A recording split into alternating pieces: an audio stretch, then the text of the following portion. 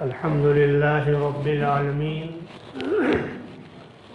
والصلاة والسلام على سيد المرسلين وعلى آله وأصحابه أجمعين. أما بعد، أعوذ بالله من الشيطان الرجيم. بسم الله الرحمن الرحيم. إن كنتم تحبون الله فاتبعوني يحببكم الله یغفر لکم ذنوبکم واللہ غفور رحیم. حضرات گرامی، محترم بزرگ اور دوستو اور عزیز ساتھیو، اس آیت کے پیش نظر پچھلے جمعہ میں نبی علیہ السلام کا جمال ظاہری کچھ مختصراً عرض کیا گیا تھا کہ اللہ کے نبی صلی اللہ تعالیٰ علیہ وسلم سے محبت کے اسباب میں ایک سبب ہے جمال کا، حسن و جمال کا، خوبصورتی کا، دلکشی کا. اس تعلق سے آپ حضرات نے اللہ کے نبی صلی اللہ علیہ وسلم کے حسن و جمال کا تذکرہ اور حسن و جمال کے بیانات پچھلے جمعہ میں سماعت فرمائے. اللہ کے نبی صلی اللہ تعالیٰ علیہ وسلم سے دوسرا سبب ہوتا ہے کمال کا، جس کو جمال باطنی بھی کہا جا سکتا ہے.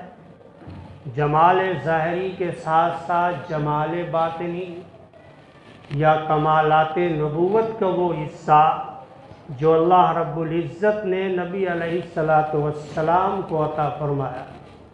کسی شخص کے اندر کمال ہو، علم کا کمال، اخلاق کا کمال، عبادات کا کمال، معاملات کا کمال، اعتقادات کا کمال، تو اس لحاظ سے آدمی اس سے محبت و عقیدت رکھتا ہے، اس سے الفت کرنے لگتا ہے کہ یہ شخص اپنے اعتقاد میں، اپنی عبادت میں، اپنی عقیدت میں، معاملات میں شریعت کے عین مطابق عمل کرتا ہے.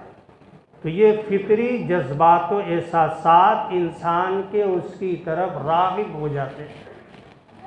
اللہ کے نبی صلی اللہ تعالیٰ علیہ وسلم کو اگر اس حیثیت سے دیکھا جائے تو آپ کے اندر کمالات بھی بدرجہ اتم موجود تھے، جو اور لوگوں کے اندر موجود نہیں تھے. اللہ نے آپ کو جامع الکمالات بنایا تھا، سارے کمالات کا جامع. تو جمال باطنی کا بھی جامع، جمال ظاہری سے بھی مرصع. اللہ کے نبی صلی اللہ تعالیٰ علیہ وسلم کا کمال کیا تھا کہ آپ کا باطنی کمال اور آپ کا علمی کمال اگر دیکھا جائے تو اس کی روشنی میں اللہ نے 7 پیغمبران اسلام کو علم کی بنیاد پر فضیلت بخشی. ان میں سب سے پہلے حضرت آدم علیہ السلام، جن کو اللہ نے علم اللغہ عطا فرمایا، لغت کا علم، زبان کا علم، یا علم اللسان کہا جائے، علم اللغہ کہا جائے. قرآن نے اس چیز کو بیان فرمایا کہ وَعَلَّمَ آدَمَ الْأَسْمَاءَ كُلَّهَا ثُمَّ عَرَضَهُمْ عَلَى الْمَلَائِكَةِ فَقَالَ أَنبِئُونِي بِأَسْمَاءِ هَؤُلَاءِ إِن كُنتُمْ صَادِقِينَ. اللہ نے فرشتوں کے مجمع میں، فرشتوں کے اجتماع میں حضرت آدم علیہ السلام کو پیش فرمایا. فرشتوں سے پوچھا گیا کہ ان چیزوں کے نام بتائیے.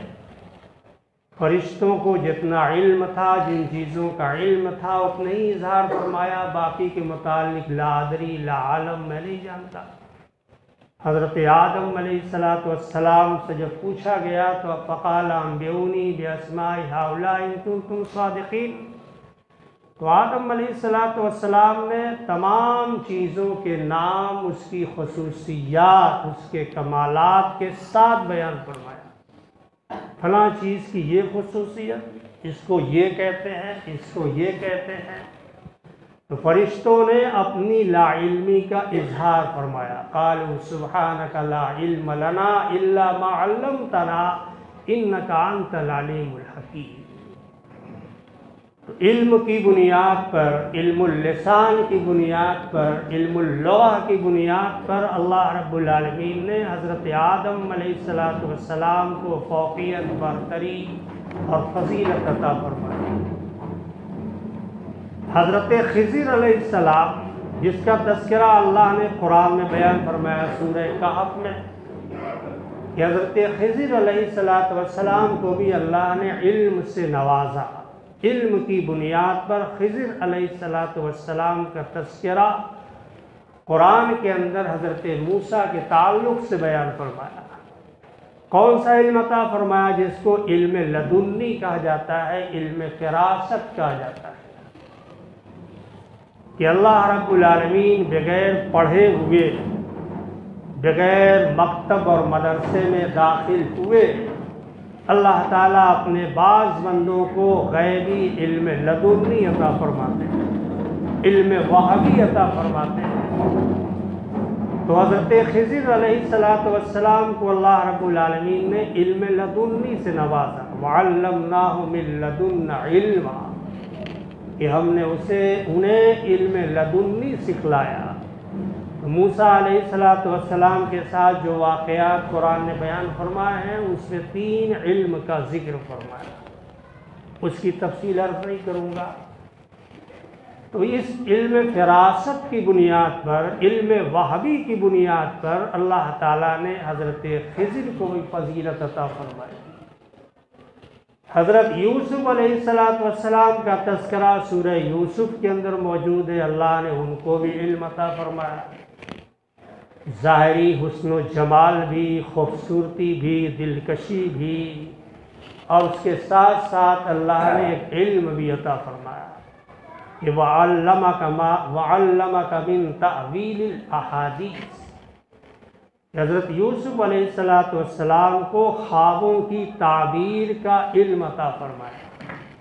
جو آدمی رات میں سوتا ہے، خواب دیکھتا ہے، تو کچھ لوگوں کے خواب اٹانگ پٹانگ ہوتے ہیں، کچھ لوگوں کے خواب بہت اچھے ہوتے ہیں، اور کچھ لوگوں کے خواب جو ہوتے ہیں وہ رات میں یا دن میں جو وہ غور فکر کرتے ہیں، یا جو دماغ میں جو چیز چڑھی ہوتی ہے وہ بظاہر خواب میں نظر آ جاتی ہے۔ تو ہر آدمی کا خواب اس کے اعمال کے معیار سے ہوتا ہے۔ نیک آدمی کا خواب کچھ اور ہوتا ہے، بدعمل انسان کا خواب کچھ اور ہوتا ہے، اور اس کے علاوہ جو سرفرے لوگ ہیں ان کے خواب کچھ اور ہوتے ہیں، اور انبیاء علیہ السلام کے خواب تو سچے ہوتے ہیں، ان کے اندر جھوٹ کا شائبہ نہیں ہوتا۔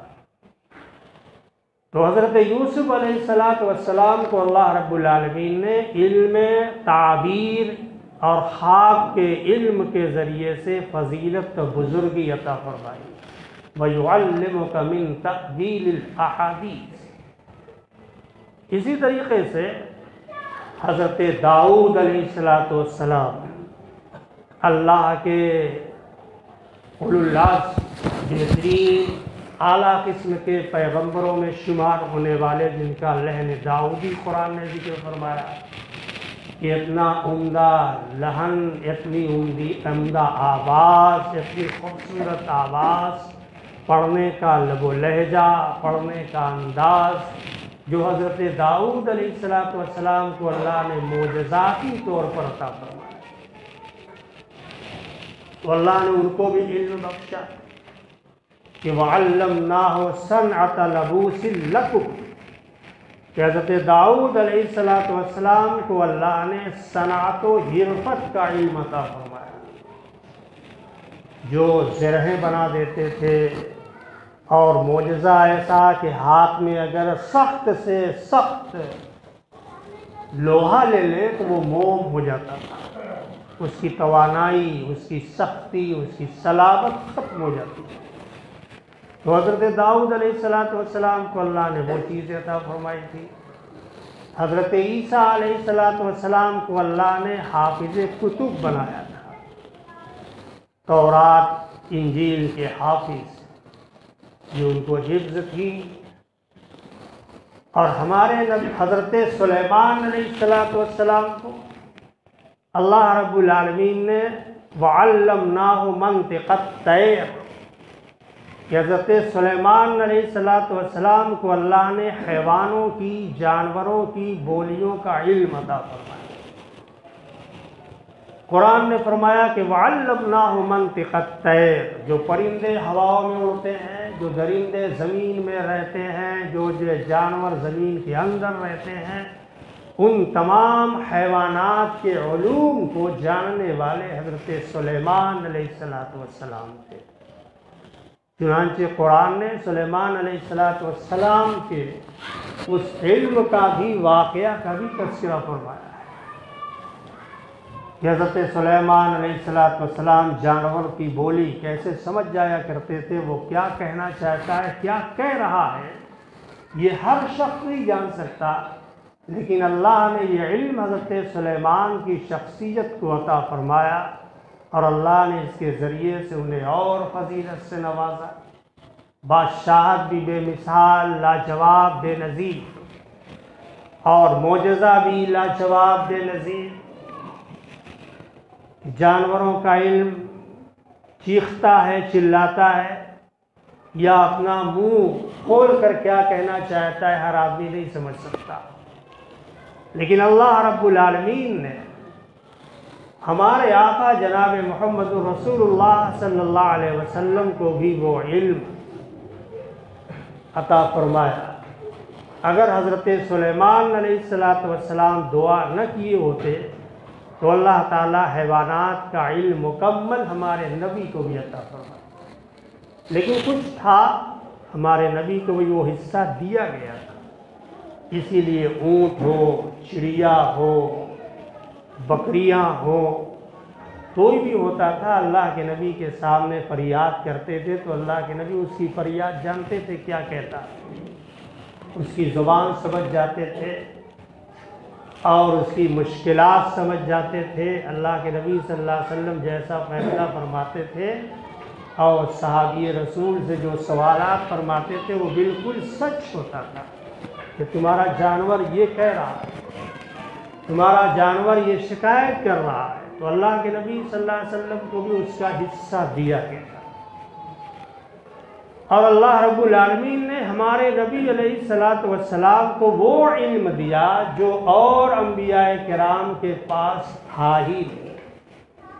वयुअल्लिमुका मा लम तकुन तअलम, हमने आपको वो इल्म सिखलाया जिसको आप जानते ही नहीं थे। इल्म असरार, भेद जो हमारी नज़रों से ओझल, तो अल्लाह ने बहुत सारे उलूम और फ़नून का जामे हमारे नबी अलैहिस्सलातु वस्सलाम को अता फरमाया। ये कमालाते नबूवत हैं और ये अल्लाह के नबी सल्लल्लाहु अलैहि वसल्लम के आला दर्जे का कमाल।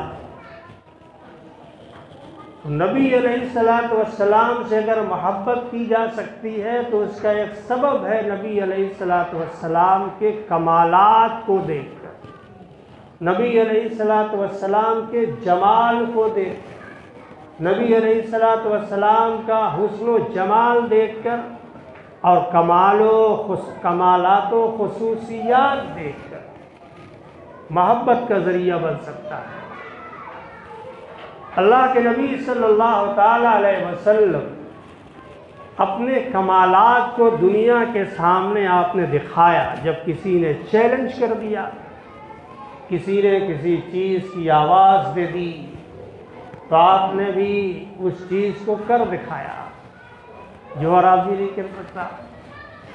जैसे हदीस के वाक़यात में मौजूद है कि अपने ज़माने का मशहूर पहलवान हज़रत रुकाना ईमान नहीं लाए, अल्लाह ने बेइंतहा ताकत व क़ुव्वत अता फरमाई थी। जिस ऊँट की खाल पर बैठ जाते थे, सैकड़ों लोग अपने हाथों से उस खाल को खींचना चाहते थे जिस पर हज़रत रुकाना बैठे हुए हैं, तो वो खाल टस से मस नहीं होती थी। اتنی طاقت، ٹکڑے ٹکڑے ہو جاتی تھی، لیکن رکانہ رضی اللہ تعالیٰ عنہ کو اپنی جگہ سے جنبش بھی نہیں ہو سکتی، وہ طاقت، اتھاہ طاقت۔ اللہ کے نبی صلی اللہ تعالیٰ علیہ وسلم نے حضرت رکانہ کے سامنے اسلام پیش فرمایا کہ رکانہ دنیا داری میں کیا لگے ہوئے ہو، اپنی طاقت ضائع کر رہے ہو، اسلام لے آؤ اور اللہ کی عبادت میں لگ جاؤ، دنیا بھی کامیاب اور آخرت بھی کامیاب۔ تو پہلوان کا دماغ اور بدھی موٹی ہوتی ہے۔ حضرت رکانہ نے فرمایا کہ اللہ کے نبی صلی اللہ علیہ وسلم ہم ہیں پہلوان، ہمارے پاس اتنا دماغ نہیں، نہ ہم عالم ہیں، اگر آپ ہم سے کشتی لڑ جائیں اور ہم کو آپ پٹک دیں، پچھاڑ دیں، تو ہم آپ پر ایمان لے آئیں۔ اتنی دلیل دینے کی ضرورت نہیں، طاقت کا مقابلہ طاقت سے کر لیجئے، اگر آپ نے ہم کو شکست دے دی تو یہ میرا وعدہ ہے، میں ایمان قبول کر لوں گا۔ اللہ کے نبی صلی اللہ علیہ وسلم نے فرمایا کہ ٹھیک، بسم اللہ کرو۔ حضرت رکانہ نگوڑ چڑھا کر اپنی طاقت کا مظاہرہ کرنے کے لیے نبی علیہ السلام کے سامنے کھڑے ہو گئے۔ اللہ کے نبی صلی اللہ علیہ وسلم پہلوان نہیں، لیکن نبی سے کون لڑ سکتا ہے؟ نبی سے کوئی نہیں لڑ سکتا۔ ان کے مقابلے میں اللہ کے نبی صلی اللہ علیہ وسلم کی جسمانی حیثیت بہت کمزور، سمجھا کہ نہ یہ مجھے پٹک پائیں گے نہ میں ایمان قبول کروں، لیکن جانتے ہی نہیں تھے کہ نبی سے کشتی لڑنا اور نبی سے مقابلہ کرنا خطرے کی گھنٹی۔ حضرت رکانہ حالت کفر میں اللہ کے نبی صلی اللہ علیہ وسلم سے کشتی لڑنے لگے۔ اللہ کے نبی نے ایک دو داؤں میں آپ کے کمر میں یوں ہاتھ لگایا اور ایک ہاتھ سے پورے میدان میں یوں اٹھا دیا۔ اتنی وزن شخص جس کو 100 آدمی کھینچ نہیں سکتے، اللہ کے نبی نے ایک ہاتھ سے پورے مجمع کے سامنے یوں اٹھا دیا اور دھیرے سے زمین پر رکھ کہا پچھاڑ دیا، اپنا وعدہ پورا کرو۔ پہلوان ہیں، سمجھا یہ کیسے ہو گیا، اتنی طاقت، اتنی قوت کہ آج تک کوئی ہم کو پچھاڑ نہیں سکا، اور یہ اللہ کے نبی صلی اللہ علیہ وسلم ہٹ سے اوپر کر دیا۔ کہا دوبارہ لڑیے، اب اگر آپ نے پچھاڑ دیا تو ایمان قبول کر لوں۔ اللہ کے نبی بسم اللہ کیجیے، پھر بسم اللہ ہوا۔ ایک دو داؤں میں اللہ کے نبی نے کمر میں ہاتھ ڈالا اور پورے مجمع میں نچا دیا اور زمین پر رکھ کر ان کے سینے پر بیٹھ گئے۔ کہا بولو رکانہ، کہا ہار گئے۔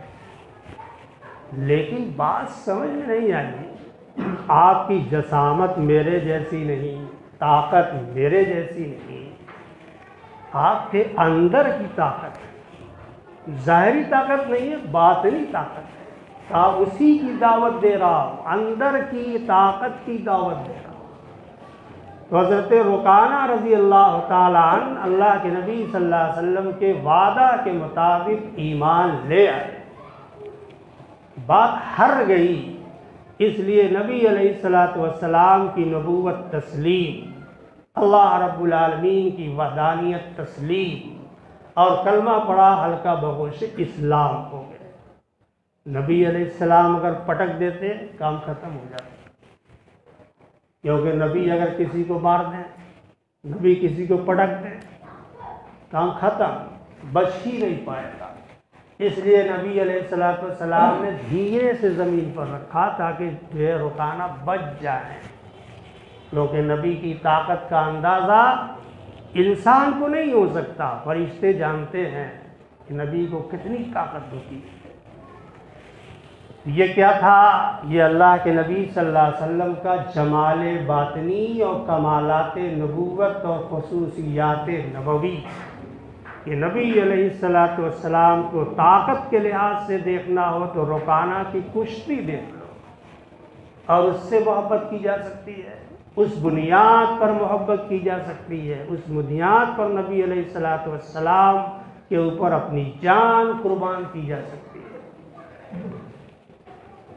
شاہ فارس نے جب نبی علیہ الصلوۃ والسلام نے اپنے خطوط بہت سے شہنشاہوں کے دربار میں روانہ فرمایا، صحابہ کرام کے ذریعے سے ایران کے شہنشاہ، نجاشی شہنشاہ اور ایسے قیصر اور روم کے شہنشاہوں میں تو شاہ فارس کو بھی آپ نے روانہ فرمایا، تو کچھ بادشاہوں نے نبی علیہ الصلوۃ والسلام کے فرمان کی نام مبارک کی قدر فرمائی، اسے عزت سے نوازا اور ایمان بھی لے آئے، جیسے شاہ نجاشی اللہ کے نبی صلی اللہ علیہ وسلم کے خطوط کو بھی احترام سے دیکھا اور آپ کی ذات اقدس پر ایمان بھی لے آئے۔ شاہ فارس نے نبی علیہ الصلوۃ والسلام کے خطوط کی قدر نہیں فرمائی، چاک کر دیا، پھاڑ دیا۔ نبی کے خطوط کا پھاڑ دینا، نبی علیہ الصلوۃ والسلام کے ان حروف کا، ان تحریرات کا احترام نہ کرنا تو اللہ ایسے لوگوں کا بھی کوئی خیال نہیں فرمائے، پھاڑ کر رکھ دیں گے اللہ رب العالمین۔ شاہ فارس کا انجام بھی وہی ہوا، اس نے اپنے ماتحت شاہ یمن کو یہ حکم دیا کہ دو عظیم الشان پہلوان نبی علیہ الصلوۃ والسلام کو یا تو گرفتار کر کے لے آئیں ہمارے پاس، یا نبی علیہ الصلوۃ والسلام کو نعوذ باللہ شہید کر دیں، اور یہ کام تمہیں انجام دینا ہوگا۔ شاہ یمن نے اپنے یہاں سے دو عظیم الشان نامور پہلوان کو نبی علیہ الصلوۃ والسلام کے حضور میں روانہ فرمایا، یا تو زندہ گرفتار کر کے لے آؤ اور یا پھر شہید کر دینا۔ وہ مکہ مکرمہ میں آئے تو مکہ مکرمہ والوں کو یہ معلوم ہوا، وہاں کے کفار کو یہ معلوم ہوا، دشمنان دین کو یہ معلوم ہوا کہ نبی علیہ الصلوۃ والسلام کا خاتمہ کرنے کے لیے آئے، بہت خوش ہوئے۔ اب نبی علیہ الصلوۃ والسلام کا دنیا سے خاتمہ ہو جائے گا۔ جب فرعون موسیٰ علیہ الصلوۃ والسلام کا خاتمہ نہیں کر سکا تو نبی علیہ الصلوۃ والسلام کا خاتمہ یہ دو پہلوان کر دیں گے؟ یا دنیا کی کوئی طاقت کر سکتی ہے؟ ناممکن۔ وہ دونوں آئے، مدینہ منورہ میں آئے، اللہ کے نبی صلی اللہ علیہ وسلم کی راجدھانی میں تشریف لائے۔ نبی علیہ الصلوۃ والسلام کو معلوم ہوا کہ دو معزز پہلوان شاہ یمن ہمارے حضور میں مہمان آ رہے ہیں۔ نبی علیہ الصلوۃ والسلام نے صحابہ سے فرمایا کہ ان کو اچھی جگہ پر رکھیے، اعلیٰ اخلاق سے پیش آئیے، کھانے پینے کے تمام اچھے انتظامات کیے جائیں۔ چنانچہ ان کو ٹھہرایا گیا۔ 7 دن تک انصار صحابہ نے اس مہمان رسول کی خاطر مدارات فرمائی۔ 8ویں دن اللہ کے نبی صلی اللہ علیہ وسلم نے فرمایا کہ ذرا آج مجھے ہمارے مہمان سے ملائیے، میں دیکھنا چاہتا ہوں، ملنا چاہتا ہوں اپنے مہمان سے، کس مقصد سے، کس غرض سے تشریف لائے۔ اللہ کے نبی صلی اللہ تعالیٰ علیہ وسلم کے سامنے وقت کے دو عظیم الشان نامور مشہور و معروف پہلوان حاضر خدمت کیے گئے۔ نبی علیہ الصلوۃ والسلام کے سامنے آئے، طاقت بے انتہا۔ حال کیا ہوا؟ زبان میں لکنت، ہاتھ میں راشا کانپ رہا ہے، پیر میں جنبش۔ نبی علیہ الصلوۃ والسلام کے کمالات کا ظہور۔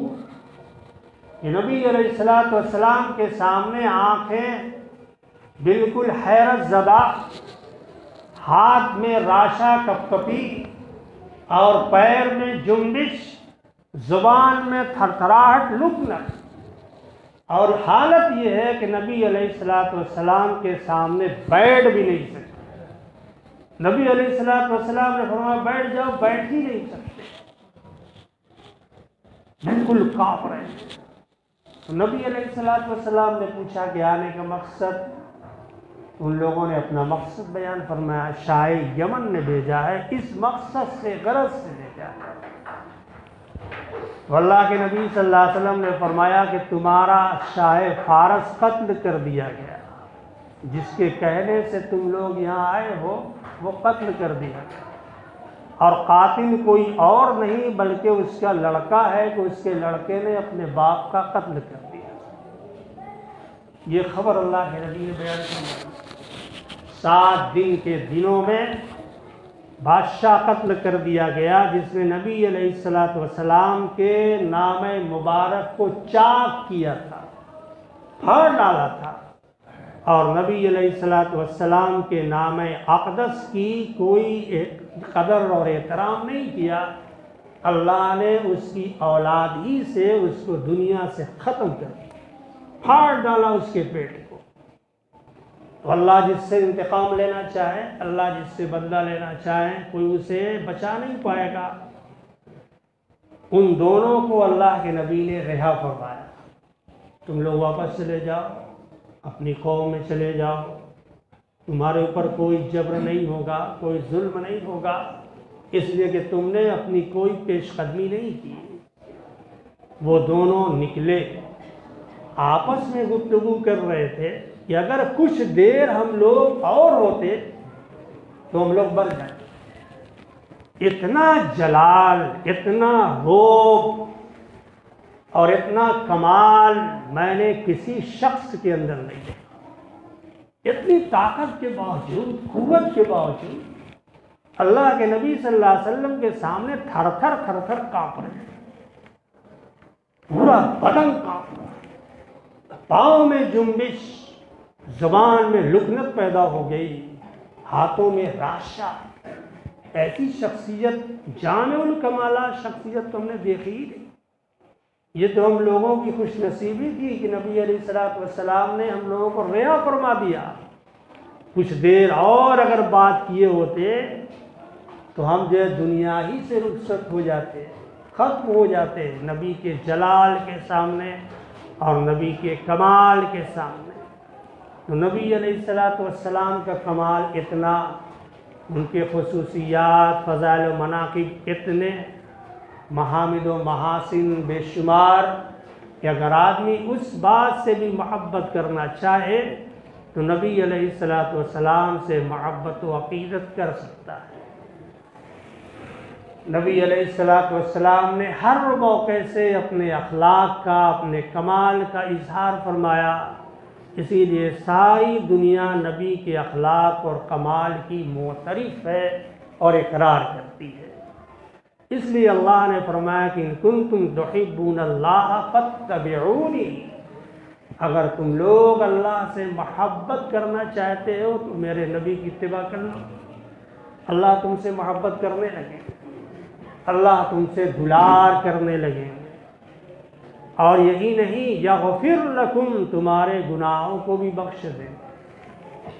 اور اللہ تعالیٰ تو بخشنے والے، رحم کرنے والے ہیں ہی، کہ وہ تمام لوگوں کی خطاؤں کو، تمام لوگوں کی غلطیوں کو اللہ تعالیٰ معاف فرما دیتے ہیں۔ یہ نبی علیہ السلام کی تنہا خصوصیت تھی کہ اللہ رب العالمین نے ایسا رعب عطا فرمایا کہ نصرت بالرعب، اور ایسا جلال عطا فرمایا کہ بڑے بڑے شہنشاہ، بڑے بڑے طاقتور نامور لوگ بھی آ کر سلنڈر ہو جاتے ہیں۔